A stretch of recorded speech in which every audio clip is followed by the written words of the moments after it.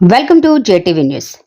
మంచిర్యాల జిల్లా లక్షెట్టిపేట పట్టణంలోని గోదావరి నది ఒడ్డున ఉన్న గంగమ్మ తల్లి ఆలయంలో దొంగతనం జరిగిన సంఘటన ఆలస్యంగా వెలుగులోకి వచ్చింది.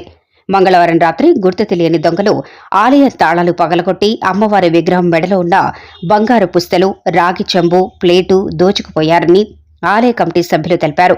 దొంగలు ఎత్తికెళ్లిన సొత్తు విలువ 16,000 రూపాయల వరకు ఉంటుందని స్థానిక పోలీస్ స్టేషన్లో ఫిర్యాదు చేశారు.